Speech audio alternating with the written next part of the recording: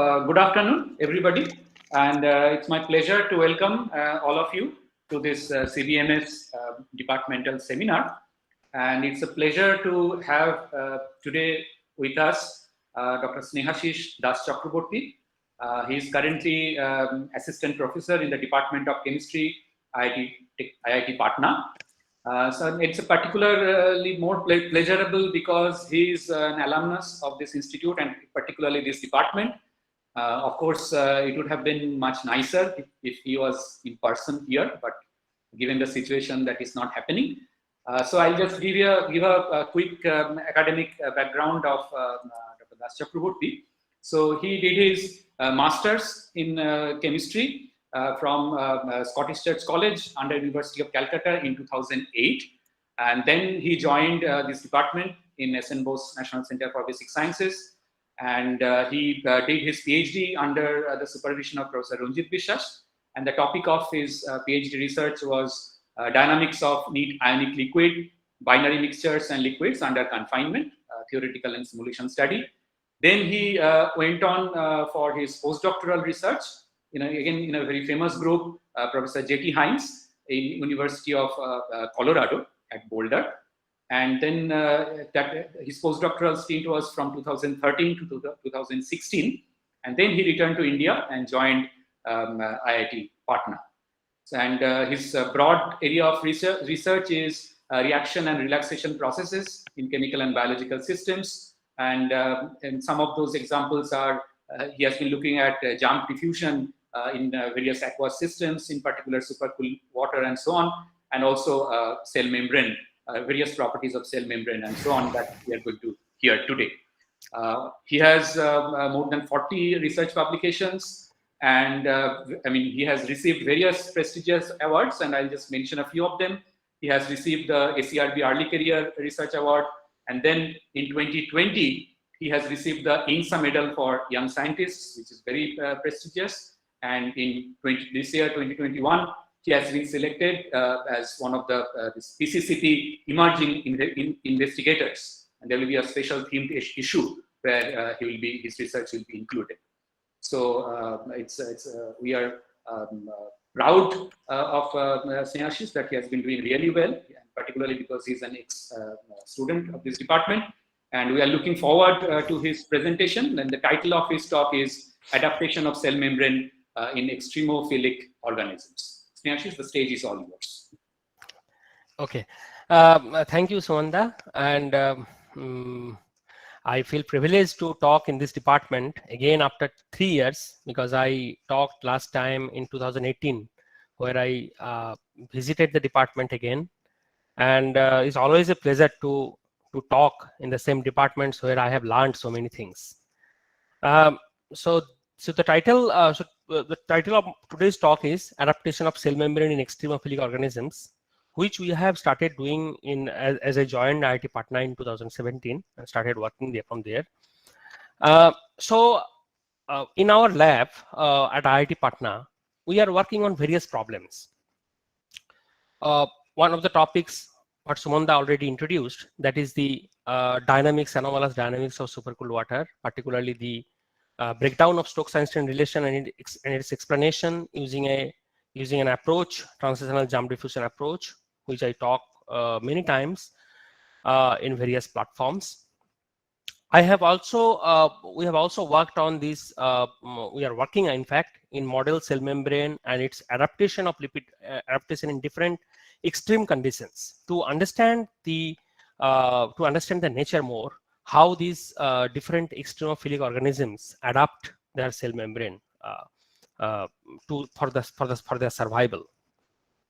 We are also working on another problem which is related to the interactions between nanoparticles and cell membrane, which actually comes in various things like drug delivery, diagnostics, etc., where we mainly see how different nanoparticles and self-assemblies actually interact with lipid membrane, and what is the mechanism of their permeation.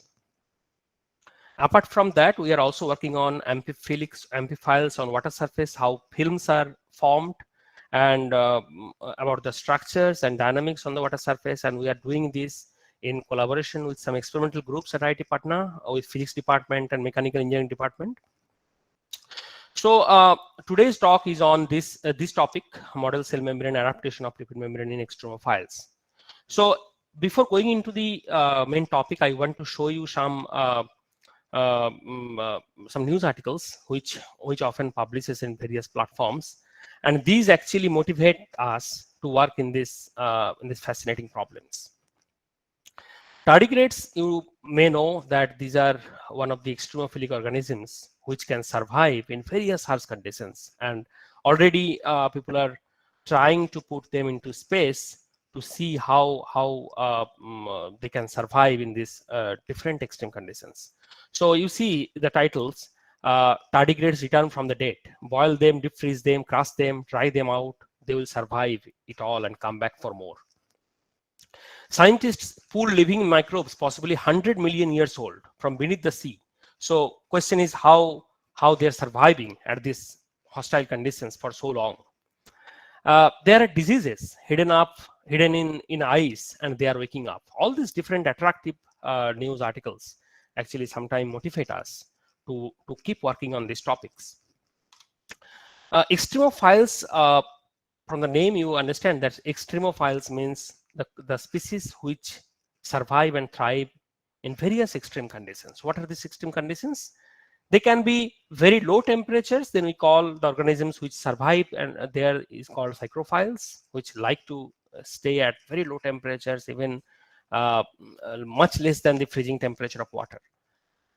Acidophiles are the organisms which survive at acidic environment, highly acidic environment. Halophiles, where salinity is very high, like Dead Sea, where salinity is almost greater than 20 gram per kilogram, so which is very high. And there also these organisms happily survive. Radiophiles are the organisms which survive in gamma and UV exposures.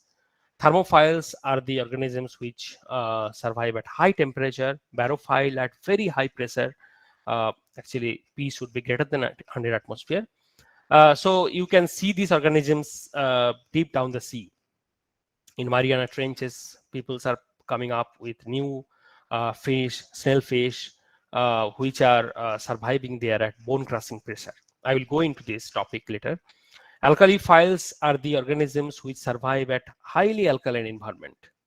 And tardigrades are extremes of all extremes. They can survive at all extreme conditions. So understanding their survival strategy is, of course, a very interesting thing, and one can understand the how nature has designed these different organisms.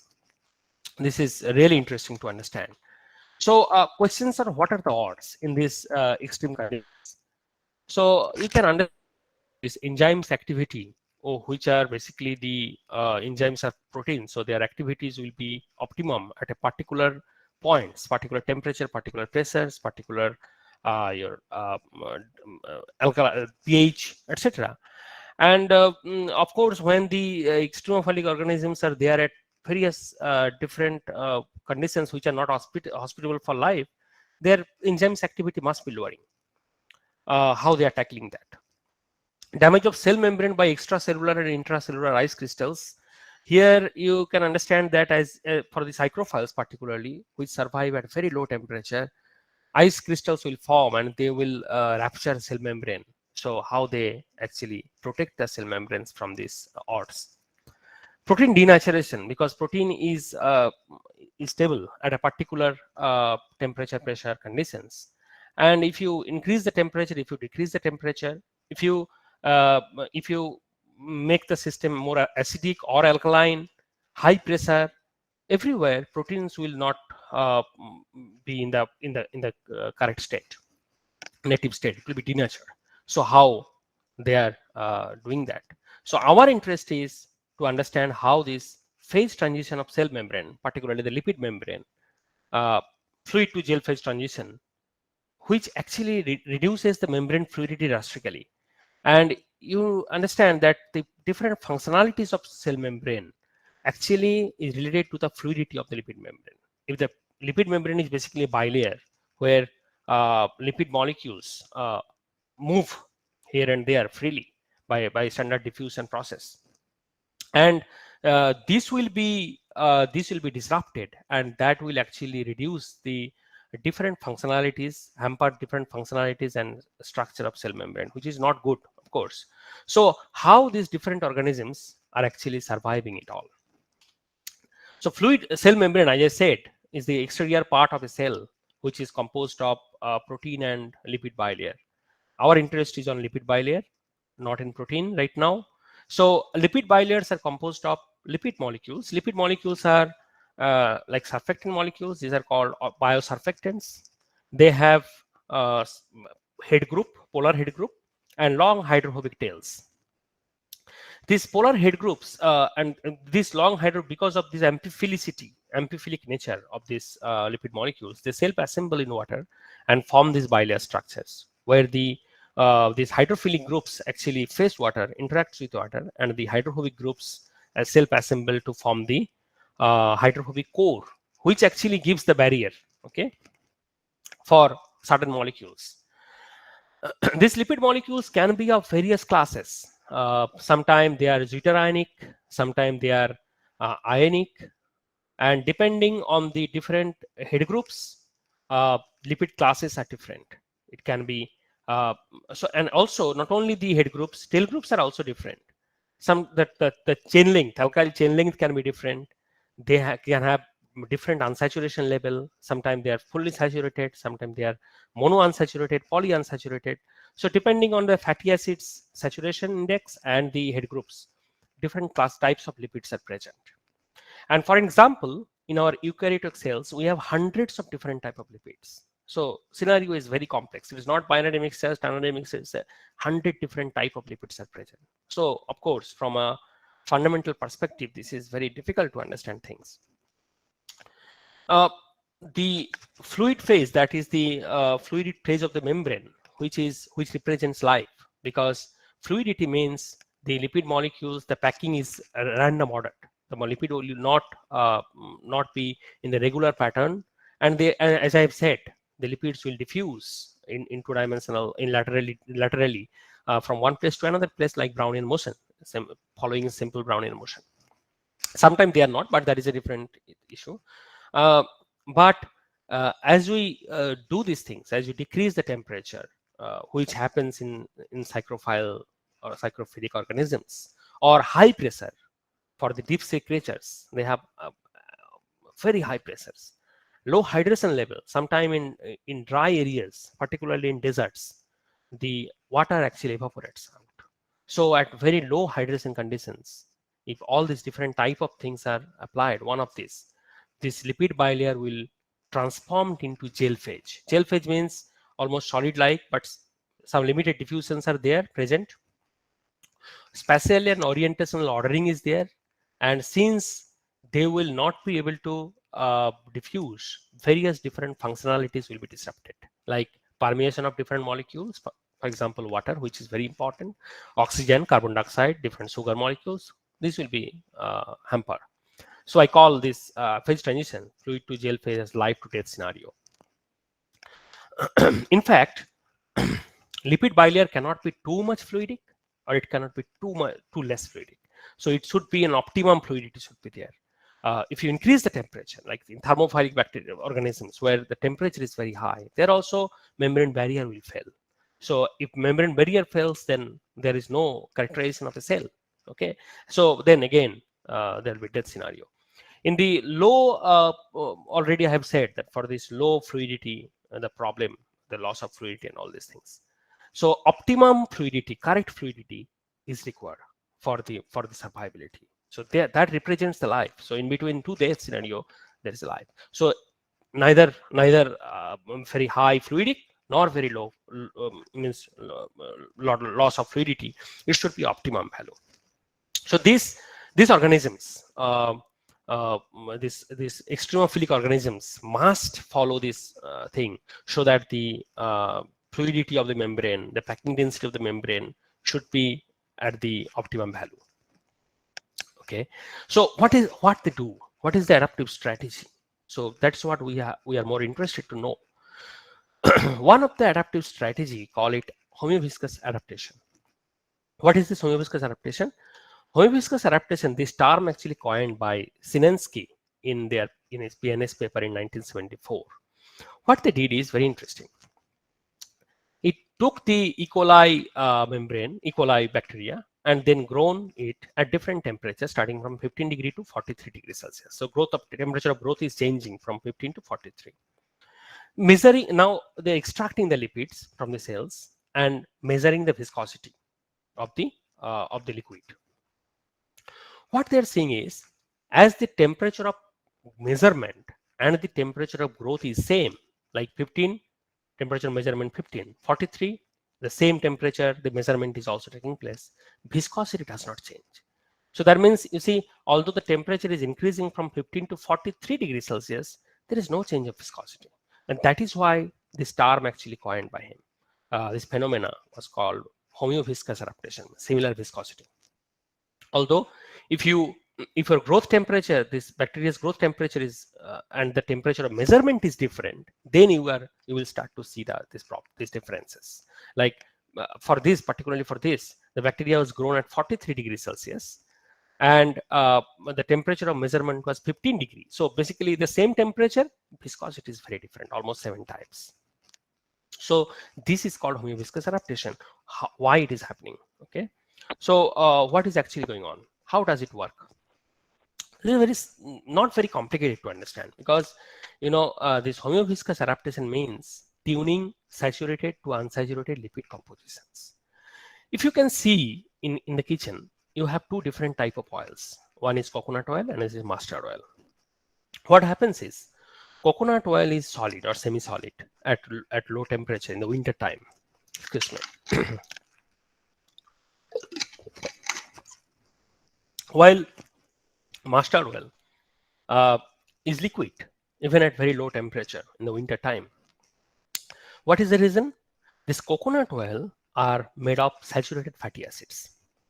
Okay, so like this, and this mustard oil is mostly composed of, they are mixtures of different lipids, but mostly composed of unsaturated lipids, particularly monounsaturated lipids.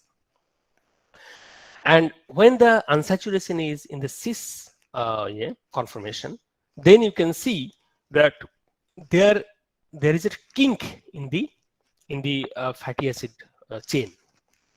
As the kink is there, the packing density of the oil reduces.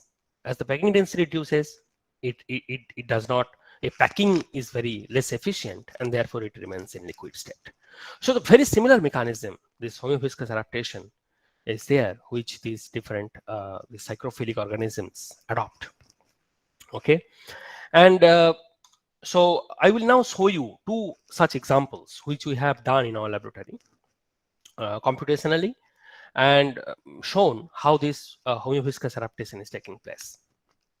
First example is for the bacteria L. aquaria. This is a bacteria which was isolated from Kongs of Jordan, Arctic Zood. The characteristics of this region is, here the temperature is low, of course, but also the variation of temperature is very high. Okay, so mostly by every 12 hours or so, these freeze-thaw cycles will be there. The whole lakes and all these things will be frozen, and then immediately after 12 hours, it will be again melted. So this freeze-thaw means repeated freeze-thaw cycles, these organisms have to suffer.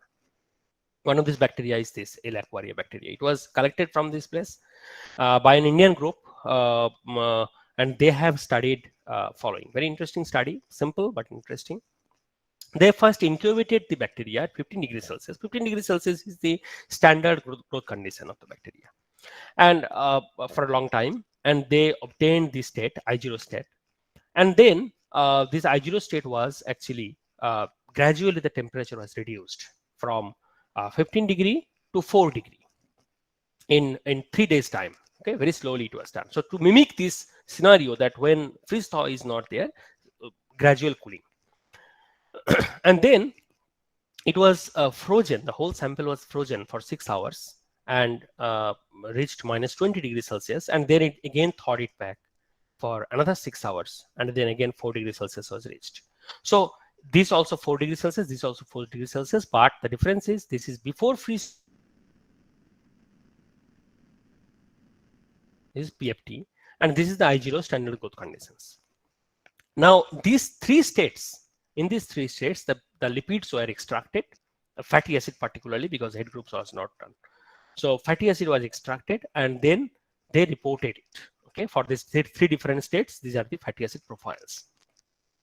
This is one of the simplest fatty acid profiles one can see. Approximately 6 to 7 different type of lipid fatty acids were there. So using this fatty acid, using some approximations, we model this membrane. This was the membrane where you can see that head group, PC is the head group. So all head groups we have made uniform because we did not have any head groups information. So we have made it uniform. That is definitely an approximation, knowing that these lipids are mostly in PC class. Okay. So now you can see this is the I0 state, this is the BFT state, and this is the PFT state. This blue color represents the saturated lipids where the fatty acid profile, fatty acid chains are all fully saturated, and yellow is the unsaturated lipids. You can see as we reach from I0 to BFT, the saturated lipid compositions decreases and the unsaturated lipid composition increases. Okay, at the expense of the saturated lipids.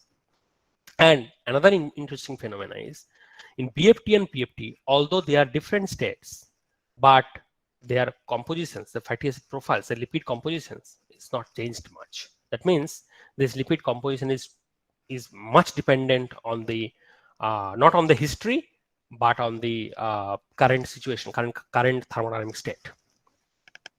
So using these 3 different states, we simulated it using classical molecular dynamics simulations in coarse grading we had to do because this is a large system and you have to take large system. Without this large system you cannot have all these different type of things we are seeing, because there are phase separation, phase transition.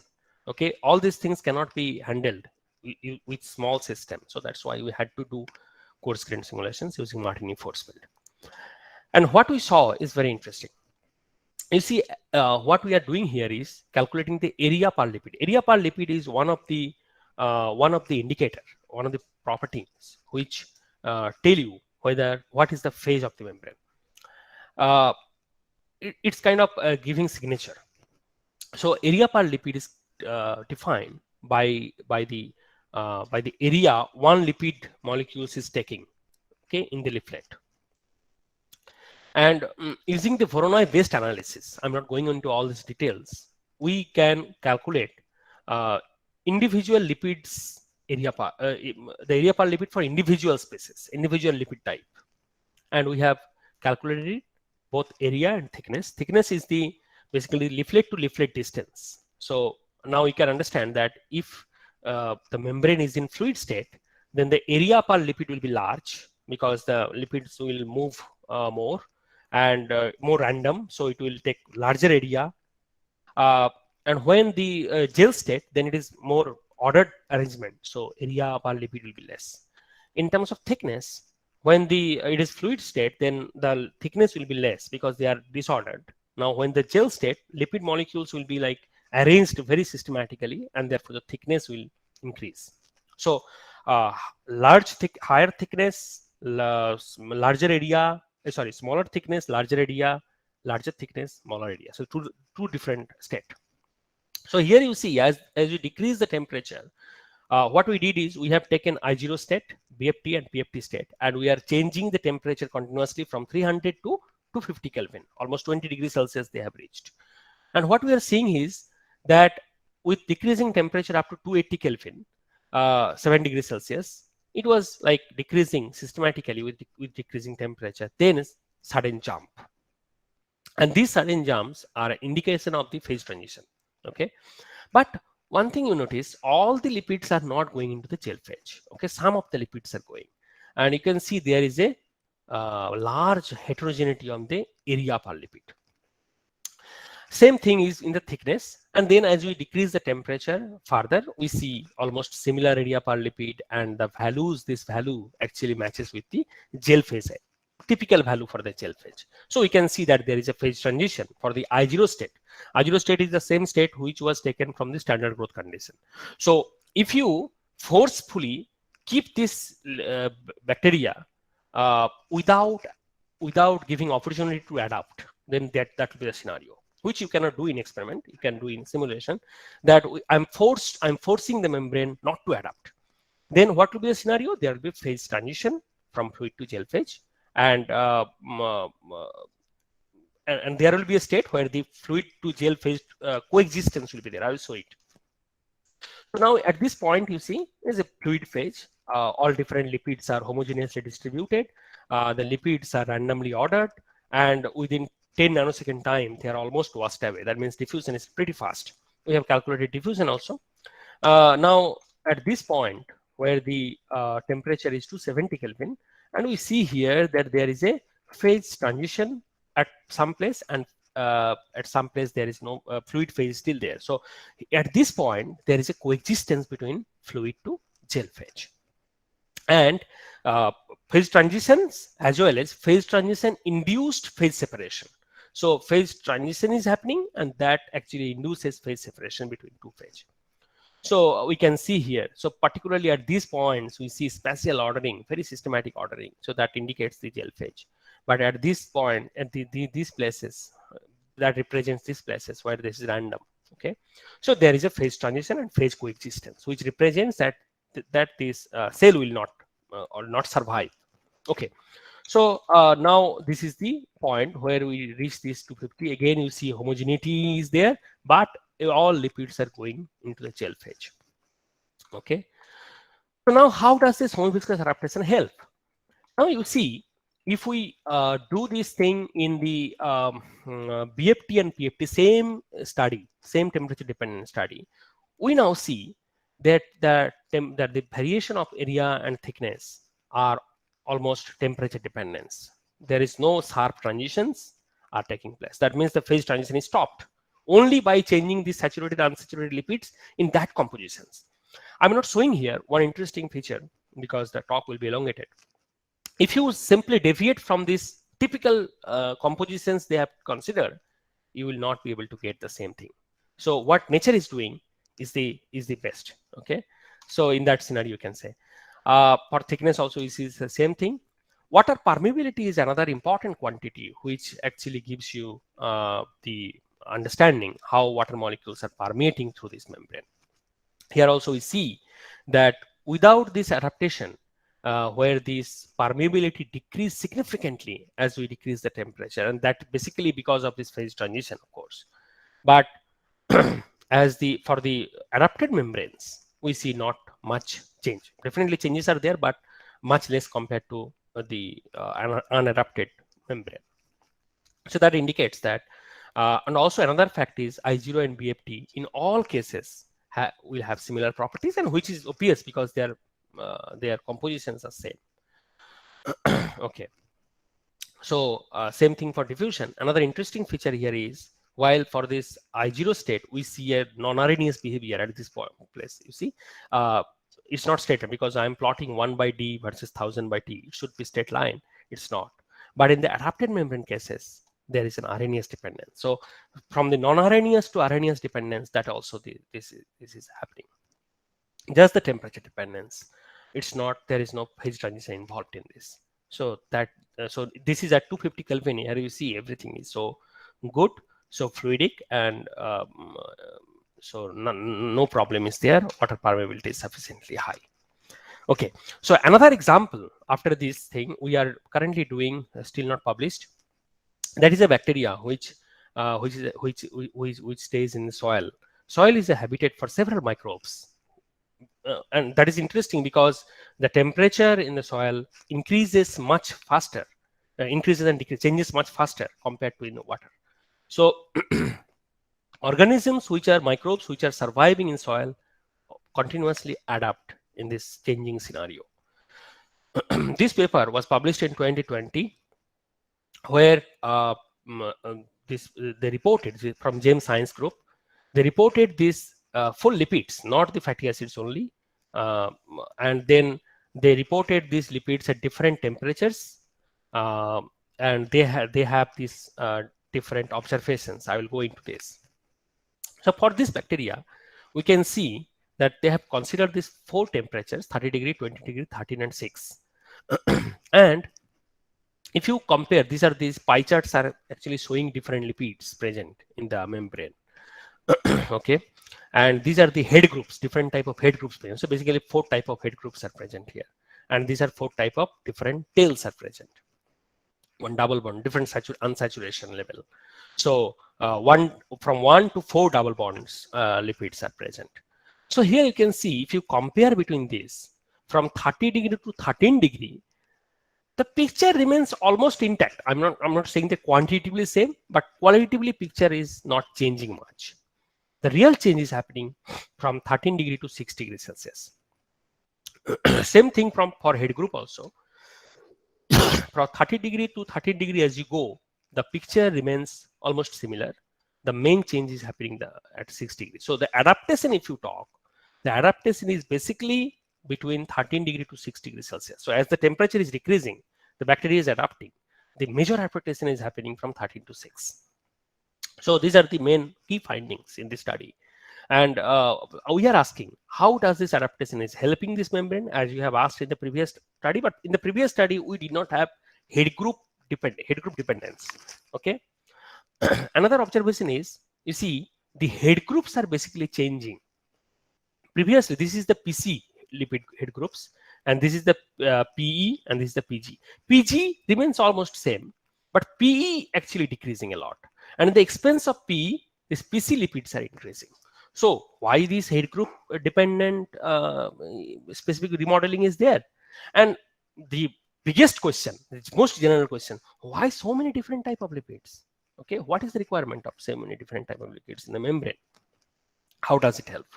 So this is a kind of these are the questions we are asking here, and we have done some study on this, and I will not go into very details, but I will just tell you the key points. Here you see, for this again we are considering this 30 degrees Celsius system and decreasing the temperature systematically to 6 degrees Celsius.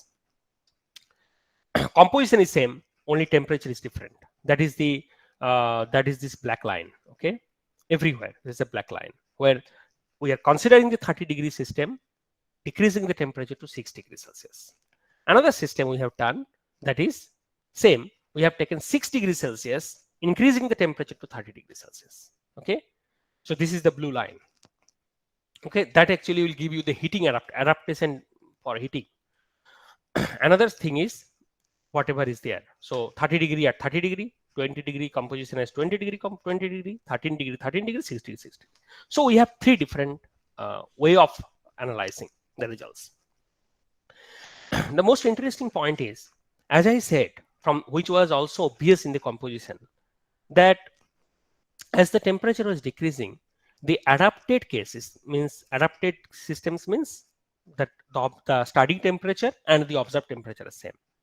You see, up to 13 degrees Celsius is 13 degrees Celsius. It is almost same. It's like no adaptation has taken place. Okay, in different membrane properties, we are seeing not much changes are happening. But as we go from 13 degree to 6 degree, we see almost intact. Means so much complex the composition is, and the nature is changing this, tuning this composition so precisely that the membrane properties are not changing much. The same thing you can see in the isothermal compressibility. You can see in the thickness also almost same. Also diffusion coefficients, although I know that Martini simulations have problem in diffusion, but knowing that I'm doing it. So diffusion coefficients also you can see at this point is exactly the same. So by tuning these compositions, the properties of the membrane remains intact. I believe that this adaptation has actually started from this point. If the author could go a little bit below the temperature, we could see more fascinating results. I have already written this James Science. Probably in the next paper, they will go a little bit down. Okay. Although important point here is there is no demixing, there is no phase transitions, still this adaptation is taking place. Okay, while in the previous case we have seen there is a death and life scenario. Without this adaptation, it will simply die. But here, not much. Okay, still this adaptation is taking place, and still that is so important. It's very difficult to answer these questions. Okay, and next questions we have asked: why this PC specific remodeling? So to answer this question simply, what we did is we assumed that, let's say, whatever was changing to the PC, let us change to the in the PE. So whatever was happening in PC, the whole change, if we put in the PE, artificial membrane, then what will be happening? And also, if we do the same PC change in the PG, then what is the scenario?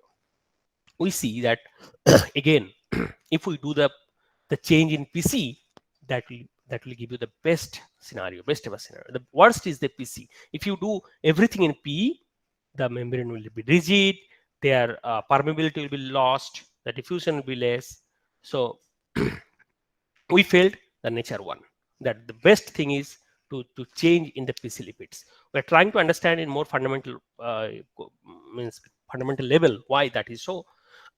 Hopefully we will be able to get an answer for this.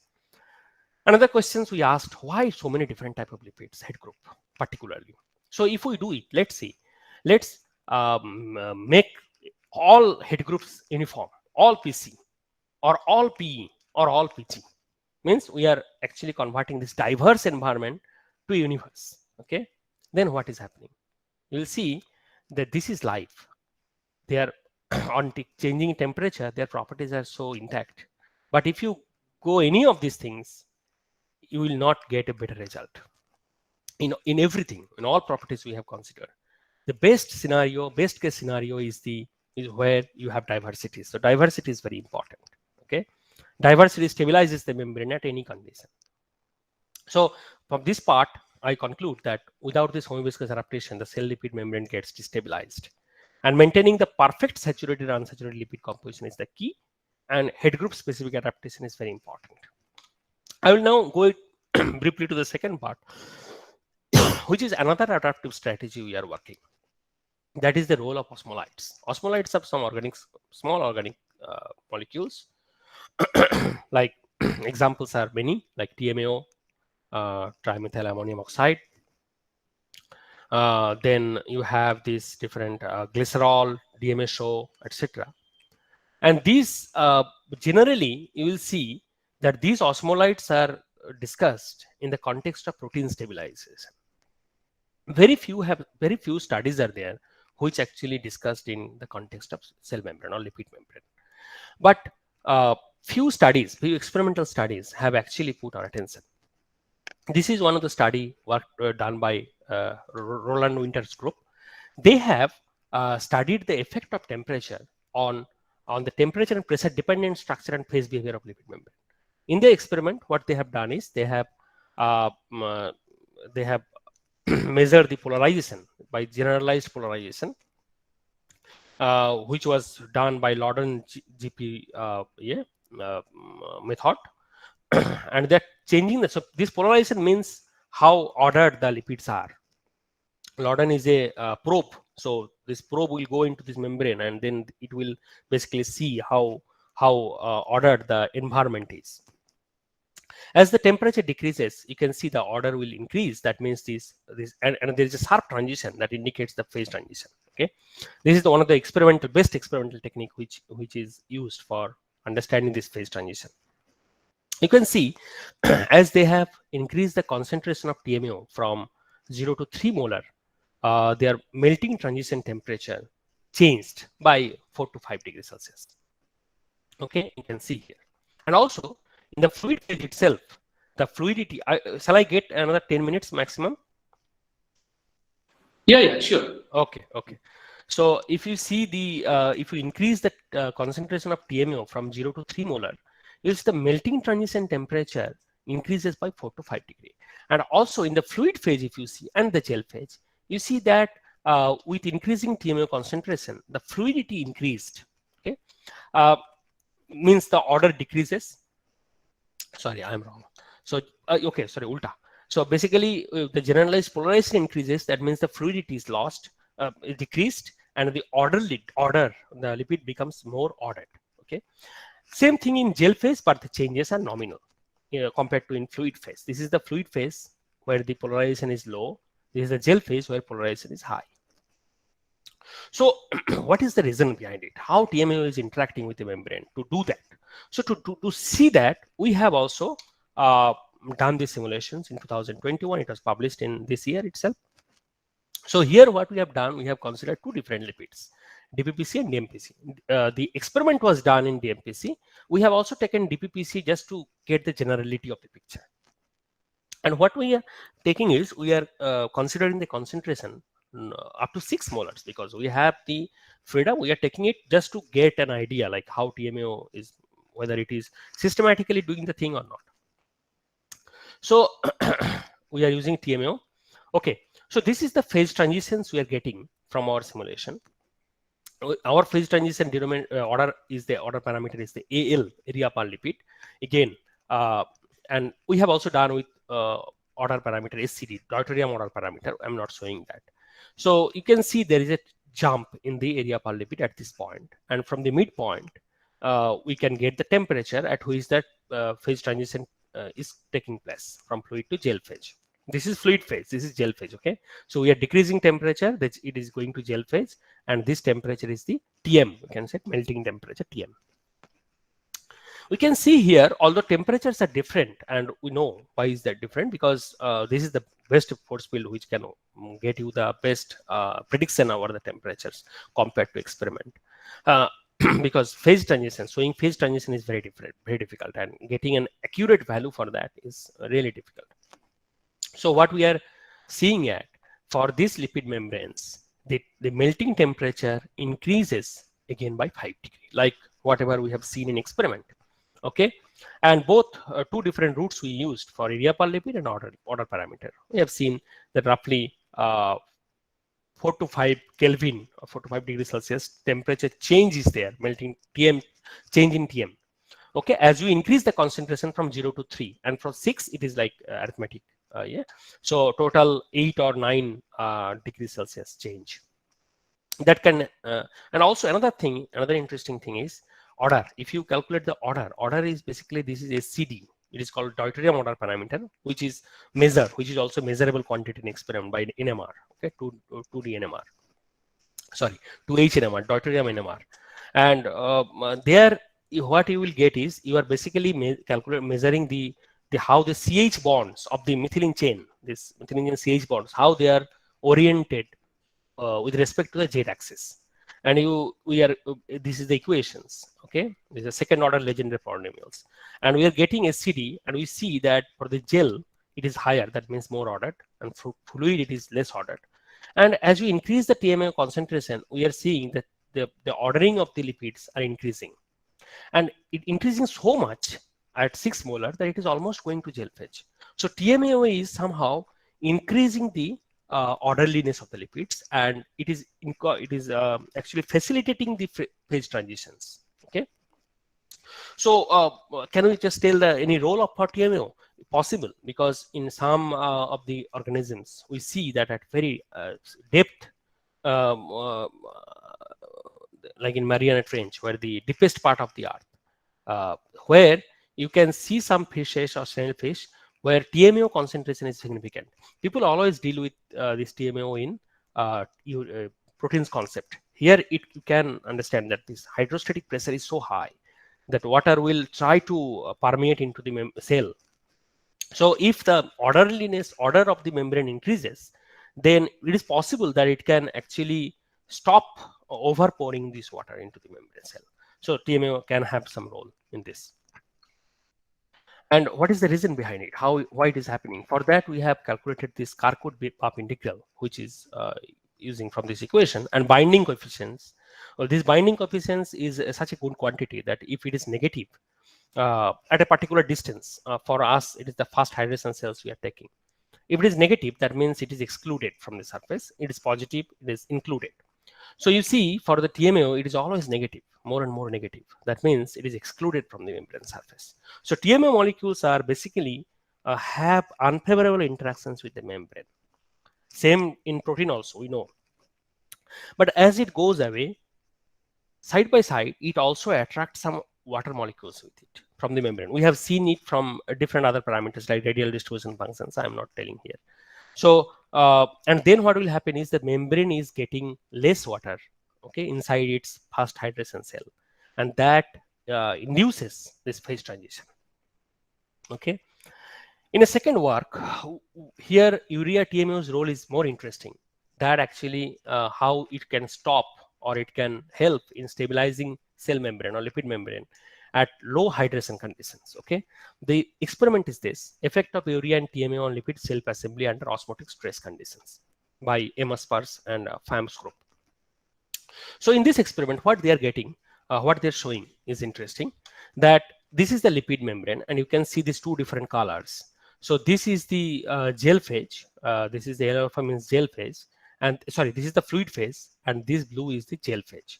So at this, they are changing the relative humidity. Okay, so at around 90 or 95 relative humidity, this phase transition will occur.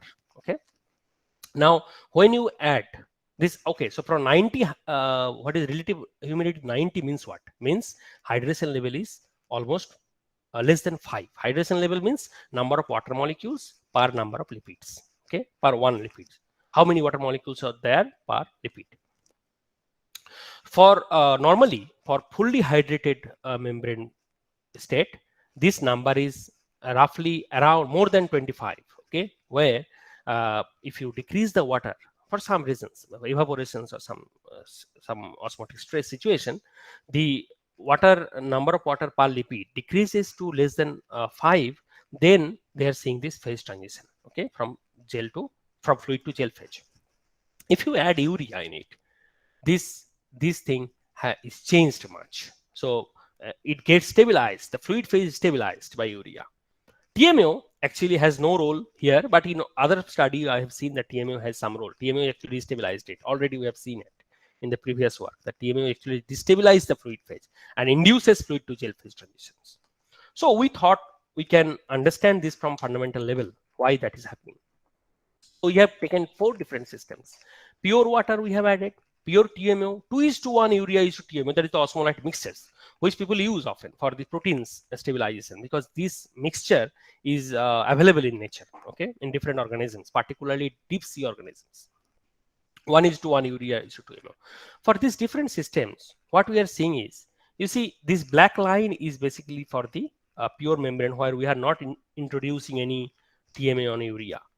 You see, this is almost going to this phase transition. This is the phase transition line. Okay, it is going to this phase transition point. But as we add urea, you see this is stopped and it is stabilized. Okay, but TMAO induces it. So we are getting the results what we experiment had predicted. Experiment had shown. Now order parameter also the same story. You see, the order is increasing, but when urea is added, the lipid membrane is becoming more fluid phase. But TMAO actually induces it. Now, so this is the scenario for this blank membrane where no urea TMAO, where the urea you can see also visually that this is becoming more fluidic, where TMAO is actually inducing it at the same temperature and here. And what is the reason? I will just tell you what is the reason. You see the radial distribution functions. I'm not going into this, or you can also see here. These peaks are the membrane surface. And if you compare this line, which is from the TMAO, and this line, which is urea, you can see urea is actually going into the membrane, while TMAO is excluded. Already we have discussed TMAO excludes, urea goes in. And from the radial distribution function also you can see urea is going in. From the Kirkwood-Bob integral also you can see urea's value is positive, where TMAO is negative. And then what is happening is urea is basically forming strong hydrogen bonds with the lipid head groups, because urea has the hydrogen bond acceptor as well as hydrogen bond donor sites, while lipid head groups have only for this lipid membrane I'm talking about, they can only accept hydrogen bond. So they need hydrogen bond donor. Urea acts as a hydrogen bond donor and they strongly interact with the lipids, while TMAO cannot. Okay. So because of these interactions, what happens is they actually replace the role of water. Although water is going away, but urea is replacing it. This is very similar to protein, because protein also I have heard that urea actually interacts with protein and therefore it destabilizes the native state. But here there is no native state. Here more interaction means more fluidic. So we have raised this concern. We have raised this issue that this two osmolyte mixtures, 2:1, urea is to TMAO. How it does? In protein, urea destabilizes, TMAO stabilize. In lipid membrane, we are seeing that urea stabilizes the fluid phase while TMAO destabilize it. But the mixture actually gives you the average effect. So it will stabilize protein, in the same time it will stabilize cell membrane. Okay, this is the last work which is still not published, so I will not go into this. Here, this is the effect of deep sea osmolyte on the pressure.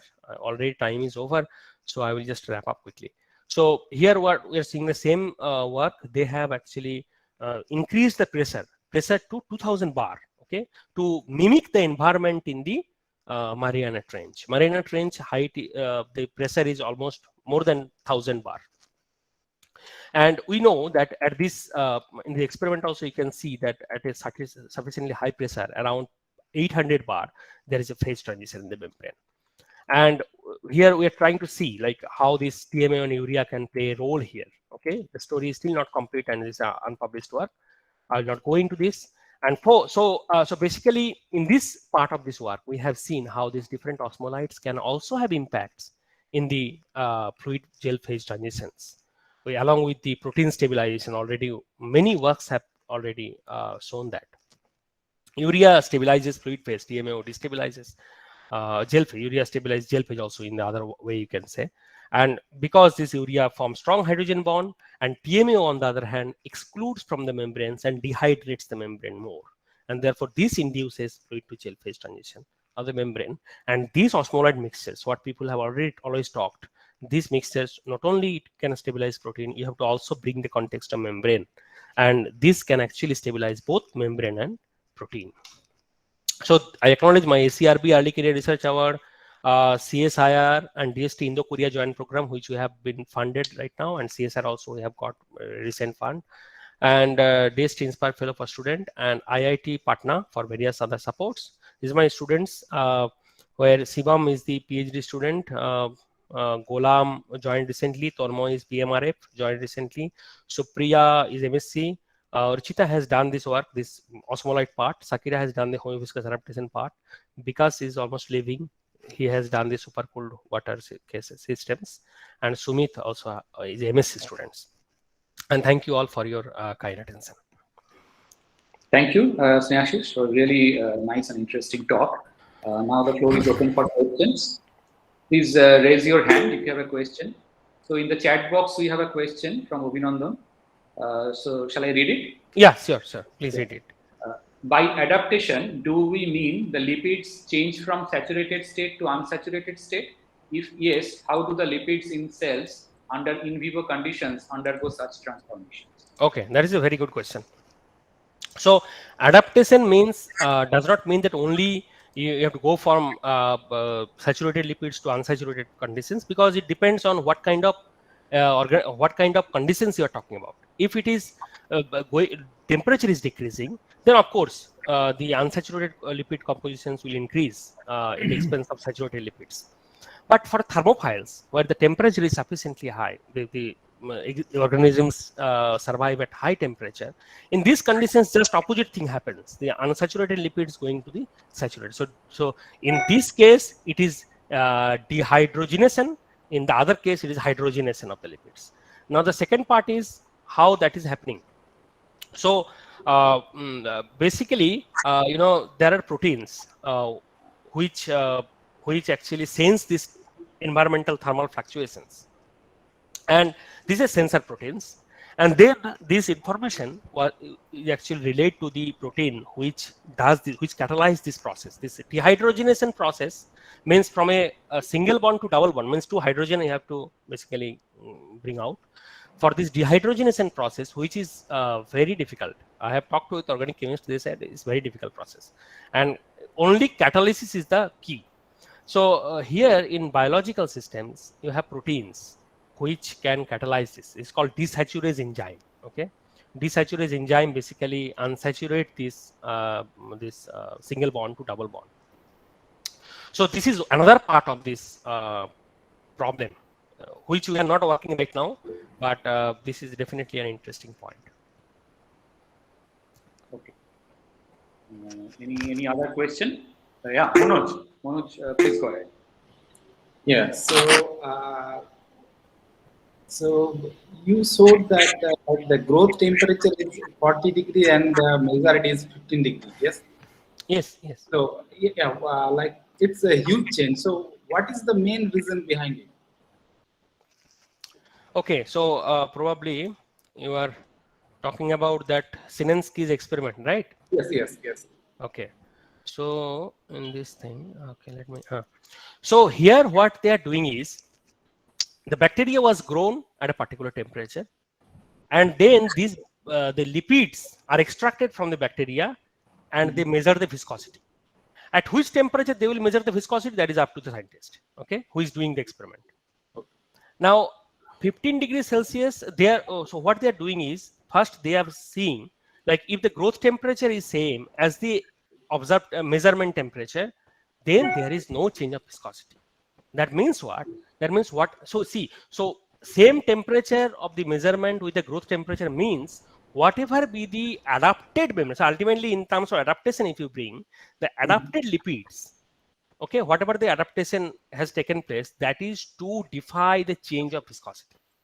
Okay, so that is just to defy the change of viscosity. If that does not happen, for example, 43 is the growth temperature. If the measurement is also done in 15 degrees Celsius, so you are going against this, so the viscosity actually increases. So that means at 43 degree, whatever be the lipid composition, that will have much higher viscosity at 15 degree. This is not appropriate at 15 degree. So 43 degree adapted system is 43 degree. This is good at 43 degree, not at 15 degree. Okay, so can you go to slide number 5? 5, okay. No, maybe not this one. Which So, one? like you observed some local disorder, not. Okay, fine, I understood. Okay, local disorder. So that means you are saying here, I think. This one, right? Yeah. So, what is the significance of this local disorder, or why it is not homogeneous? Acha.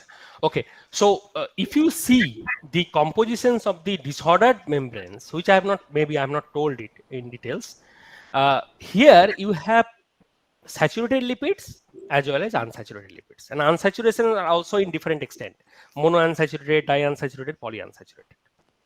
So the portions which are basically fluidic and still disordered, they are basically from the unsaturated lipids. Okay, and so basically it's like two different liquids are mixed.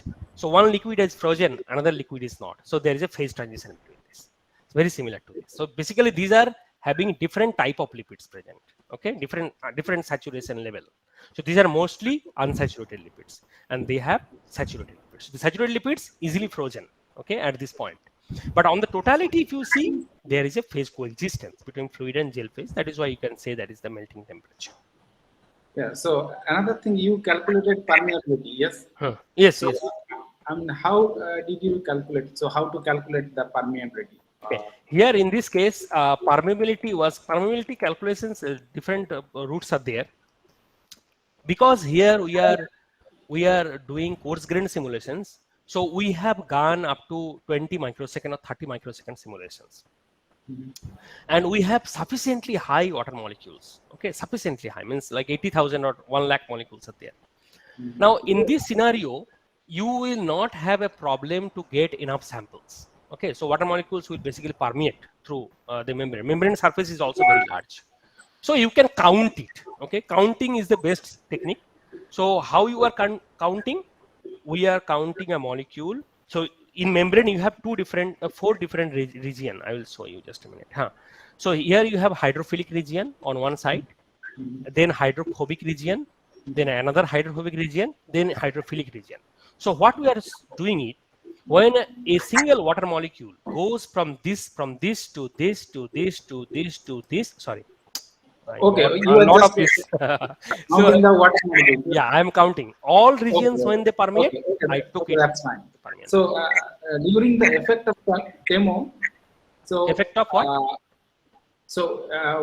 When you are talking about TEMO, effect of TEMO, TMO, huh? Okay, yeah. yeah. Hmm. So you used like REMD or normal different temperature. You have many temperatures, yes. So from 260. Yeah, we have many temperatures. Yes, this one, right? Yeah. Huh. So like this is from REMD or just normal? Normal different? classical equilibrium molecular dynamics. Okay. Hmm. So Not and Repeatex. another silly, so you have two different ranges. So for DPPC from 300 to 370, but for DMPC the temperature is different. So any specific reason for? No, this is the experimental. Okay, this is the Oh, experiment. Oh, sorry. No. This is my simulated. Yeah, simulated. Yeah. But these are the phase transition temperature. This is not the Okay, so temperature we dependence. calculate. Okay. Yeah, everywhere I have changed the same temperature variation. This is just the TM value. Okay. So and another thing, when you are talking about maybe let's go to some other questions. There are many Okay. other questions also. Okay. So if there is time, maybe later on we can come back. Yeah, sure. Yeah. So then in the chat box, there is another question from Ipshita. The question is, how did you achieve heating or cooling on adaptation? Did you change the lipid type according to the temperature? We have done many different things. For studying the natural adapted systems, we have taken same compositions whichever are reported for this particular adapted state at that same temperature. Also, we have done, for example, in this case, what we have done is, in this scenario, we have considered the compositions at 30 degrees Celsius and decreasing the temperature systematically. Composition is same. Okay. In the black line, if you see, the compositions are according to the compositions we are obtaining from the experiment. Okay. And this blue line, you can see, this is according to the composition of 6 degree, but increasing the temperature from 6 to 30 degree. So 3 different scenarios we are doing in this case. Okay. And just another quick question, that what is DPOPC lipid? I noticed you have used it. Is it POPC or DOPC? No, DPOPC is some difference is there in their unsaturation level. DOPC is different. POPC is different. DPOPC is slightly different. Yeah, another time will be some differences in the unsaturation level, unsaturation position. That's what I know. Next question from Otonu. Really nice talk, Snehashizda. Does the temperature dependent change in order parameter SCD match with the temperature dependent area per lipid plot? Maybe I have missed that plot. Which plot you are talking about? Temperature dependent change in the order parameter SCD, whether does it match with the temperature dependent area per lipid plot? Yeah, in general, if I answer, in most of the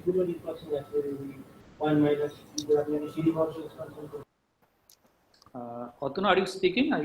I can't hear you, Otanu, properly.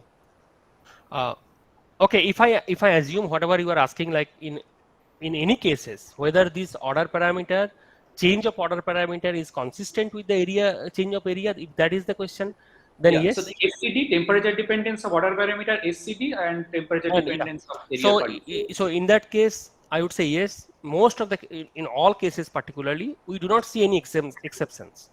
Yes. Now, for certain cases, there will be an exception when, for example, in this last example, so what we are doing, we are trying to understand that problem, where we are changing the pressures in the high pressure region. Whatever we are seeing is there is a interdigitation of lipids. Okay, so one leaflet is there, another leaflet is there.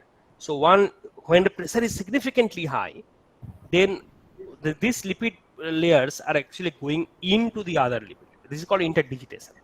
And in that scenario, your order and the thickness and the area will not be same. Okay, it will not be consistent with each other.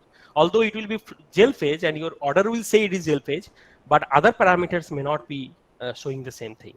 So for that particular, except that thing, otherwise almost consistent everywhere. Okay, so next question is from Biman Jan. Yes. Biman Jan, go ahead. Hi. Sneha, Yes. I was just thinking that you are talking about this as a phase transition, right? So just by calculating a single order parameter, you can really say this is a phase transition. Because if you say this is going to a gel phase, then what are the other characteristics you have checked that it is really a gel phase? Okay. So, okay, very good question, Bivanda. So actually, we in this talk, I'm not showing all the different properties. Few order parameters I'm showing like area, thickness, and all these things. But we have actually in details characterized their spatial ordering, their orientational ordering like tilt angle distributions, their diffusions, these kind of things we have also checked. Okay, Diffusion goes down to how much order? I mean, I can show you. Diffusion value, I think I have roughly no, three order will be orders, fine. I don't need the three number. orders of 2 to 3 orders of magnitude. 2 to 3 orders of magnitude it goes Yes, down. yes, significantly high. And gel phase is generally there is an open network, right? There is open network, yes. Sometimes, you know, there is some, your concern maybe is that whether it is purely gel phase or some Yeah, other that's phase. what my point Because is. different type of phases are there. Okay, when we are Okay. talking about gel phase, we are not going into that details like what kind of other because there are different phases. Like one phase is called this carved surface, right? So then it is a different phase. Sometime in the coexistence line, gel fluid coexistence line, there are different characteristics observed, particularly for wrap type of membrane where Yeah, I understand. I understand. Hmm. Just last one clarification. Have you tried calculating any mechanical properties? Mechanical properties, compressibility, do you take a mechanical properties? Compressibility. Okay, maybe. I should have But there are compressibility we have calculated. More properties are there. Yeah, of course. We have not done those mechanical properties. Yeah, because the shear tension and all Shear this stuff tension, yeah. will give you whether that is really a gel phase or Yes, not. yes. Because it will break if it is not a real gel. Right, But if right. it is a gel, then it will break, and once you take it back, then it will try to get back to its form again with some lag Yes. in memory. Yes. Anyway, Yeah, thank yeah. you. Thank you. Thank you. Any other question other than Manoj? Maybe we'll come back to Manoj. Ranjit, Can I ask a question? Yeah. Sure. Sneha, nice talk. Who is it? Just- Oh, sir. Okay. Okay.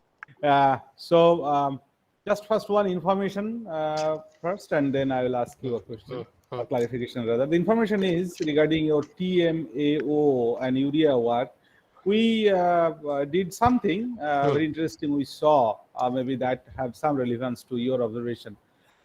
We published in 2016 with Shondipa in Journal of Chemical Science, where we investigated the difference in interactions of TMAO and tetramethyllurea with water, with particular attention to dynamic heterogeneity caused by these two molecules. And we found out that TMAO actually induces more dynamical heterogeneity than tetramethyllurea.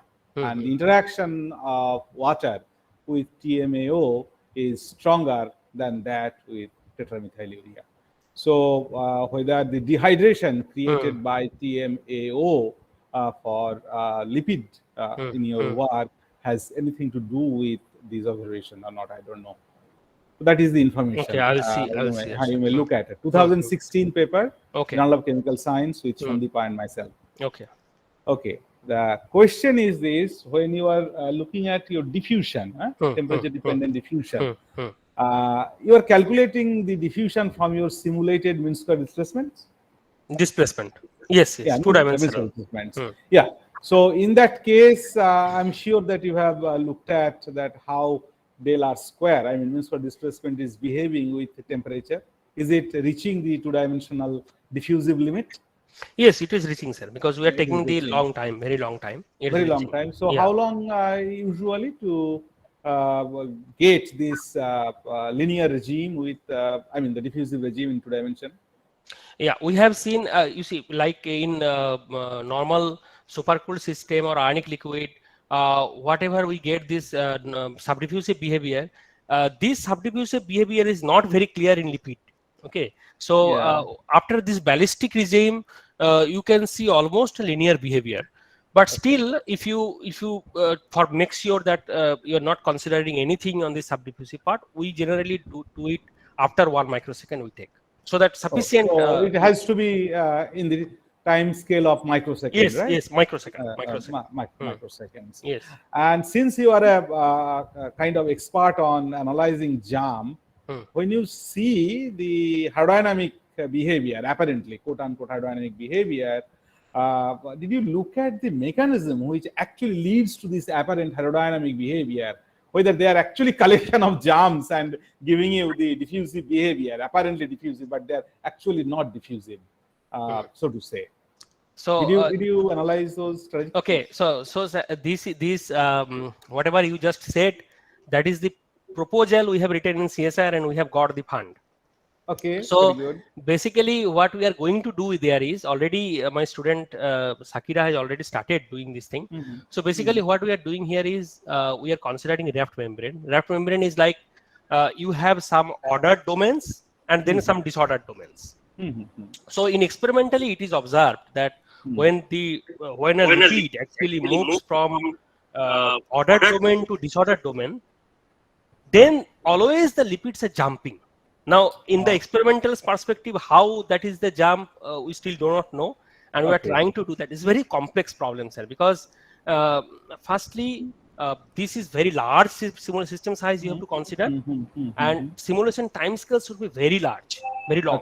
The problem with this is now one solution is you have to consider this coarse grading method. But in coarse grading method, you know, these time scales do not have proper meaning.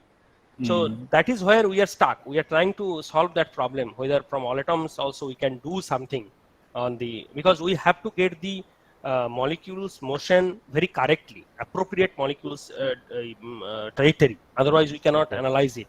So that exactly whatever you said, we are trying to see that already. We have So that do plan. you have anything like a fingerprinting or just quick scan of self GSRT? I mean the Vanov self part of the Vanov That's coordination what- function or displacement distributions. Have you seen anything very skewed nature of the distribution? We have still have not the data, but we are okay. but we are going to do that almost like 6 months, 7 months. We are simply running the code to get the trajectory. It's very long. That is the main problem. Right. Then It's we a will very do long all these time things. thing. Yeah.